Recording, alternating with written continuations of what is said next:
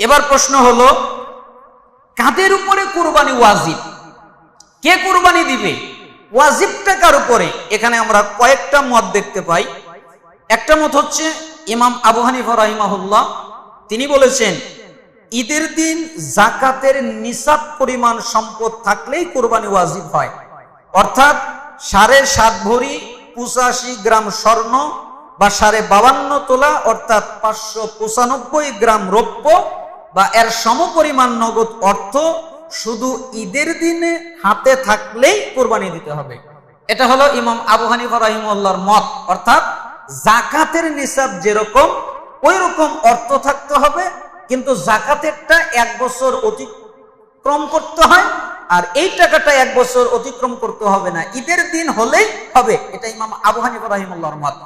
আর অন্যান্য ইমাম অধিকাংশ আলেমদের মত হচ্ছে যে না, ঈদের দিন যার হাতে কুরবানি দেওয়ার মতো অর্থ থাকবে তার উপরেই কুরবানি দেওয়া উচিত। অর্থাৎ যাকাতের নিসাব লাগবে না, যাকাতের নিসাব তার উপরে বর্তাবে না।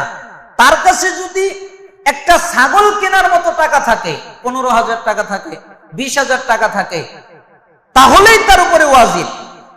ওই ঈদের দিন যদি থাকে, ঈদের আগের দিন তার কাছে 10,000 ছিল, 8,000 ছিল, ওই টাকা দিয়ে তার কোরবানি এখনকার বাজারে কঠিন, কিন্তু ঈদের দিনে 15-20,000 টাকা তার হয়ে গেল, যে কোনো ভাবে তার কাছে এসে গেল, তাহলে সে কোরবানি দিবে।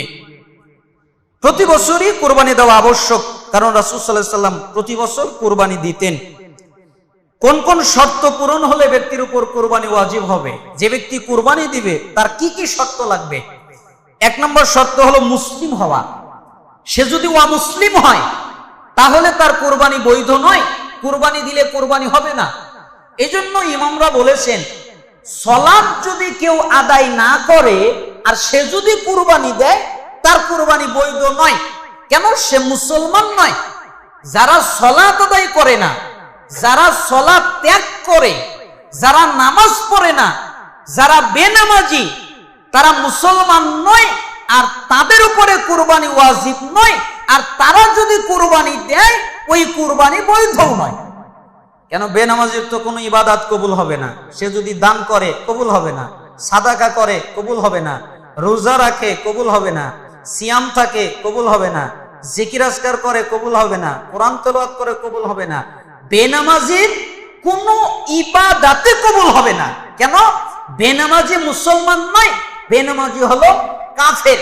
এটা হলো কোরআনের ভাষায়, এটা হলো রাসূলের ভাষায়, এটা হলো সাহাবীদের ভাষায়, এটা হলো তাবিঈদের ভাষায়, এটা হলো বিশেষজ্ঞ নির্ভেজাল ইমামদের ভাষায়, এটা হলো বিশেষজ্ঞ মুহাদ্দিস নির্ভেজাল যারা, তাদের ভাষায়। যারা সালাত আদায় করে না তারা মুসলমান নয়, আর তারা যদি কুরবানি দেয় তাদের কুরবানি বৈধ নয়। তাহলে কুরবানি বৈধ হওয়ার জন্য মুসলিম হতে হবে, এটা হলো একটা শর্ত। দ্বিতীয় শর্ত হলো স্বাধীন হওয়া। অর্থাৎ কৃতদাসের উপরে কোরবানি ওয়াজিব নয়। কেন? সে তো আরেকজনের কাছে বিক্রি রয়েছে, এর জন্য স্বাধীন হতে হবে। এখন যেহেতু গোলামের কেনা বেচার নাই। এরপরে মুকিম হওয়া। মুকিম মানে বাড়িতে অবস্থান করতে হবে। আপনি সফরে গেছেন, কোন জায়গায় ঘুরতে গেছেন, আপনার কাছে টাকা আছে, অর্থ আছে অনেক, কিন্তু আপনার উপরে কোরবানি ওয়াজিব নয়। কেন? আপনি ঘোরার জন্য গেছেন, বেড়ানোর জন্য গেছেন, কিন্তু যদি দেয় সব পেয়ে যাবে, কিন্তু ওয়াজিব নয়। আর বাড়িতে যখন থাকবে তখন তার উপরে ওয়াজিব। নিসাব পরিমাণ মালের অধিকারী হতে হবে, সচ্ছল হতে হবে। অর্থাৎ তার কুরবানি যে ক্রয় করবে, কিনবে, তার টাকা থাকতে হবে। এখন তার টাকা নেই, তার কাছে 20,000 টাকা নেই, 25,000 টাকা নেই। দেখ, আমাদের সমাজে দেখা যায় কি, যে মানুষজন কি বলবে কুরবানি না দিলে, এই জন্য আর একজনের কাছ থেকে ঋণ করে, ঋণ করার পরে কি করে? কুরবানি দেয়। এটা কি অবৈধ? না, অবৈধ না। ঋণ করে কুরবানি দেওয়া যায়, তবে আপনার উপরে ওয়াজিব নয়। আল্লাহ আপনাকে বাধ্য করেননি, কেন? আপনার তো অর্থই নাই। এই জন্য সচ্ছল হতে হবে। কুরবানি যে দিবেন তার অর্থ আপনার থাকতে হবে, এদের উপরে ওয়াজিব।